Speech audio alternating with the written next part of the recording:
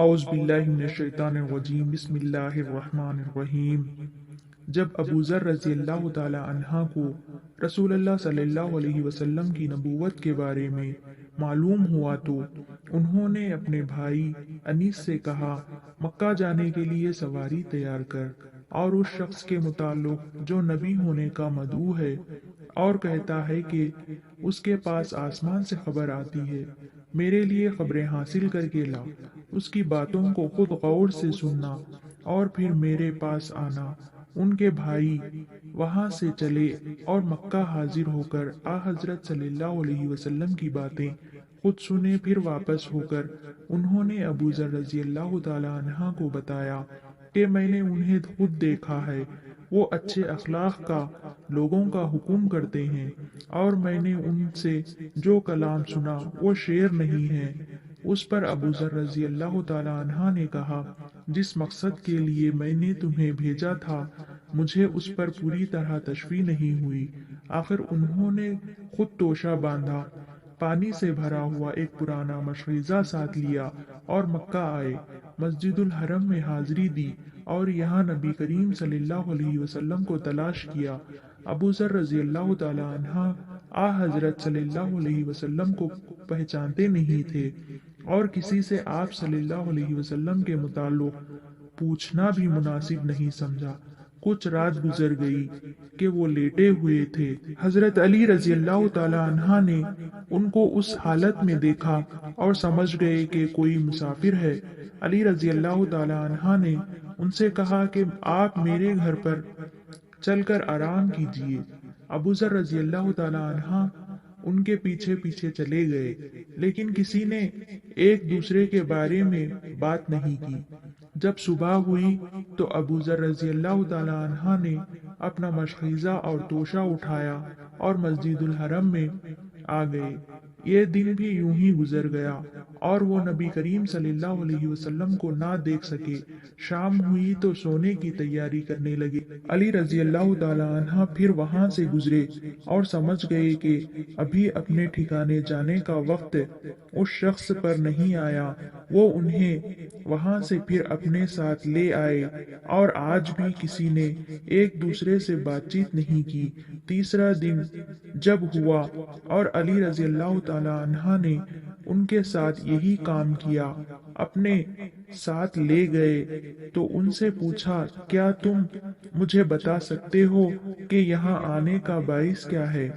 ابو ذر رضی اللہ تعالی عنہ نے کہا کہ اگر تم مجھ سے پختہ وعدہ کر لو کہ میری راہنمائی کرو گے تو میں تم کو سب کچھ بتا دوں گا۔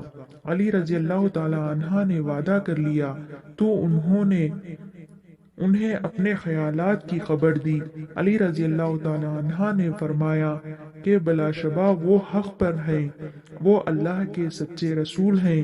اچھا، صبح کو تم میرے پیچھے پیچھے میرے ساتھ چلنا، اگر میں راستے میں کوئی ایسی بات دیکھوں جس سے مجھے تمہارے بارے میں کوئی خطرہ ہو تو میں کھڑا ہو جاؤں گا کسی دیوار کے قریب، گویا مجھے پیشاب کرنا ہے۔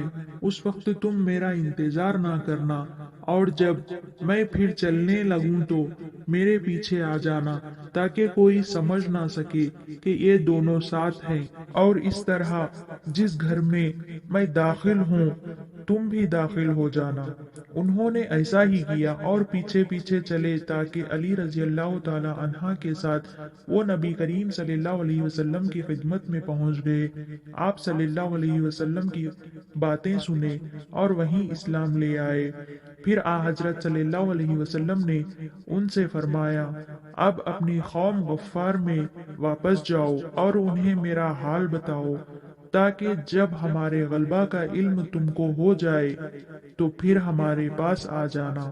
ابو ذر رضی اللہ تعالی عنہ نے عرض کیا، اس ذات کی قسم جس کے ہاتھ میں میری جان ہے، میں ان قریشیوں کے مجموعے میں پکار کر کلمہ توحید کا اعلان کروں گا۔ چنانچہ حضرت صلی اللہ علیہ وسلم کے یہاں سے واپس وہ مسجد حرم میں آئے اور بلند آواز سے کہا کہ میں گواہی دیتا ہوں کہ اللہ کے سوا کوئی معبود نہیں، اور یہ کہ محمد صلی اللہ علیہ وسلم اللہ کے رسول ہیں۔ یہ سنتے ہی سارا مجموعہ ٹوٹ پڑا اور اتنا مارا کہ زمین پر لٹا دیا۔ اتنے میں عباس رضی اللہ تعالی عنہ آ گئے اور ابو ذر رضی اللہ تعالی عنہ کے اوپر اپنے کو ڈال کر قریش سے کہا، افسوس، کیا تمہیں معلوم نہیں کہ یہ شخص قبیلے غفار سے ہے اور شام جانے والے تمہارے تاجروں کا راستہ ادھر ہی سے پڑتا ہے۔ اس طرح سے ان کو بچایا۔ پھر ابو ذر رضی اللہ تعالی عنہ دوسرے دن مسجد الحرم میں آئے اور اپنے اسلام کا اظہار کیا۔ قوم بری طرح سے ان پر ٹوٹ پڑی اور مارنے لگے۔ اس دن بھی عباس ان پر اوندھے پڑ گئے۔ کیا میں ابو ذر رضی اللہ تعالی عنہ کے اسلام کے واقعہ تمہیں سناؤں؟ ہم نے عرض کیا، ضرور سنائیے۔ انہوں نے بیان کیا کہ ابو ذر رضی اللہ تعالی عنہ نے بتلایا، میرا تعلق قبیلے غفار سے تھا۔ ہمارے یہاں یہ خبر پہنچی تھی کہ مکہ میں ایک شخص پیدا ہوئے جن کا دعویٰ ہے کہ وہ نبی ہیں۔ پہلے تو میں نے اپنے بھائی سے کہا کہ اس شخص کے پاس مکہ جا، اس سے گفتگو کر اور پھر اس کے سارے حالات آ کر مجھے بتا۔ چنانچہ میرے بھائی خدمت نبوی میں حاضر ہوئے اور آ حضرت صلی اللہ علیہ وسلم سے ملاقات کی اور واپس آ گئے۔ میں نے پوچھا کہ کیا خبر لائے؟ انہوں نے کہا، اللہ کی قسم، میں نے ایسے شخص کو دیکھا ہے جو اچھے کاموں کے لیے کہتا ہے اور برے کاموں سے منع کرتا ہے۔ میں نے کہا کہ تمہاری باتوں سے تو میری تشفی نہیں ہوئی۔ اب میں نے توشے کا تھیلا اور چڑی اٹھائی اور مکہ آ گیا۔ وہاں میں نے کسی کو پہچانتا نہیں تھا اور آپ کے متعلق کسی سے پوچھتے ہوئے بھی ڈر لگتا تھا۔ میں صرف زمزم کا پانی پی لیا کرتا تھا اور مسجد حرم میں ٹھہرا ہوا تھا۔ انہوں نے بیان کیا کہ ایک مرتبہ علی رضی اللہ تعالی عنہ میرے سامنے سے گزرے اور بولے، معلوم ہوتا ہے کہ آپ اس شہر میں مسافر ہیں۔ انہوں نے بیان کیا کہ میں نے کہا، جی ہاں۔ بیان کیا کہ تو پھر میرے گھر چلو۔ پھر وہ مجھے اپنے گھر ساتھ لے گئے۔ بیان کیا کہ میں آپ کے ساتھ گیا۔ نہ انہوں نے کوئی بات پوچھی اور نہ میں نے کچھ بات پوچھی۔ صبح ہوئی تو میں پھر مسجد حرم میں آ گیا تاکہ آ حضرت صلی اللہ علیہ وسلم کے بارے میں کسی سے پوچھوں، لیکن آپ کے بارے میں کوئی بتلانے والا نہیں تھا۔ بیان کیا کہ پھر حضرت علی رضی اللہ تعالی عنہ میرے سامنے سے گزرے اور بولے کہ کیا ابھی تک آپ اپنے ٹھکانے کو نہیں پا سکے؟ بیان کیا، میں نے کہا کہ نہیں۔ انہوں نے کہا کہ اچھا، پھر میرے ساتھ آئیے۔ انہوں نے بیان کیا کہ پھر حضرت علی رضی اللہ تعالی عنہ نے پوچھا، آپ کا مطلب کیا ہے؟ آپ اس شہر میں کیوں آئے؟ انہوں نے بیان کیا کہ میں نے کہا، آپ اگر ظاہر نہ کریں تو میں آپ کو اپنے معاملے کے بارے میں بتاؤں گا۔ انہوں نے کہا کہ میں ایسا ہی کروں گا۔ تب میں نے ان سے کہا، معلوم ہوا ہے کہ یہاں کوئی شخص پیدا ہوئے ہیں جو نبوت کا دعویٰ کرتے ہیں۔ میں نے پہلے اپنے بھائی کو ان سے بات کرنے کے لیے بھیجا تھا، لیکن جب وہ واپس ہوئے تو انہوں نے مجھے کوئی تشفی بخش اطلاعات نہیں دیے، اس لیے میں اس ارادے سے آیا ہوں کہ ان سے خود ملاقات کروں۔ علی رضی اللہ تعالی عنہ نے کہا کہ آپ نے اچھا راستہ پایا کہ مجھ سے مل گئے، میں انہی کے پاس جا رہا ہوں۔ آپ میرے پیچھے پیچھے چلیں، جہاں میں داخل ہوں آپ بھی داخل ہو جائیں۔ اگر میں کسی ایسے آدمی کو دیکھوں گا جس سے آپ کے بارے میں مجھے خطرہ ہوگا تو میں کسی دیوار کے پاس کھڑا ہو جاؤں گا، گویا کہ میں اپنا جوتا ٹھیک کر رہا ہوں۔ اس وقت آپ آگے بڑھ جائیں۔ چنانچہ وہ چلے اور میں بھی ان کے پیچھے ہو لیا، اور آخر میں وہ ایک مکان کے اندر گئے اور میں بھی ان کے ساتھ نبی کریم صلی اللہ علیہ وسلم کی خدمت میں اندر داخل ہو گیا۔ میں نے حضرت صلی اللہ علیہ وسلم سے عرض کیا کہ اسلام کے اصول و ارکان مجھے سمجھا دیجیے۔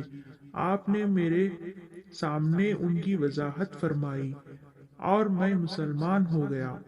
پھر آپ صلی اللہ علیہ وسلم نے فرمایا، اے ابو ذر، اس معاملے کو ابھی پوشیدہ رکھنا اور اپنے شہر کو چلے جانا، پھر جب تمہیں ہمارے غلبے کا حال معلوم ہو جائے تب یہاں دوبارہ آنا۔ میں نے عرض کیا، اس ذات کی قسم جس نے آپ کو حق کے ساتھ مبعوث کیا ہے، میں تو ان سب کے سامنے اسلام کے کلمے کا اعلان کروں گا۔ چنانچہ وہ مسجد حرم میں آئے۔ قریش کے لوگ وہاں موجود تھے اور کہا، اے قریش کی جماعت سنو، میں گواہی دیتا ہوں کہ اللہ کے سوا کوئی معبود نہیں، اور میں گواہی دیتا ہوں کہ محمد اس کے بندے اور اس کے رسول ہیں۔ قریشیوں نے کہا کہ اس بددین کی خبر لو۔ چنانچہ وہ میری طرف لپکے اور مجھے اتنا مارا کہ میں مرنے کے قریب ہو گیا۔ اتنے میں حضرت عباس رضی اللہ تعالی عنہ آ گئے اور مجھ پر گر کر مجھے اپنے جسم سے چھپا لیا اور قریشیوں کی طرف متوجہ ہو کر کہا، ارے نادانو، قبیلہ غفار کے آدمی کو قتل کرتے ہو۔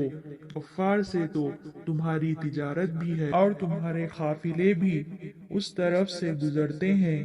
اس پر انہوں نے مجھے چھوڑ دیا۔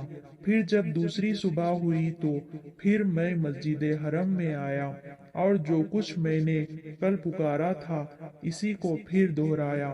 قریشیوں نے پھر کہا، پکڑو اس بددین کو۔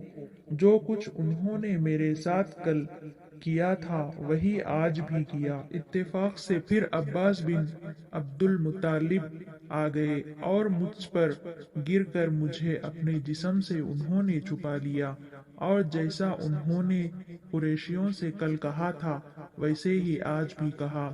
عبداللہ بن عباس رضی اللہ تعالی عنہ نے کہا کہ حضرت ابو ذر رضی اللہ تعالی عنہ کے اسلام قبول کرنے کی ابتدا اس طرح سے ہوئی تھی۔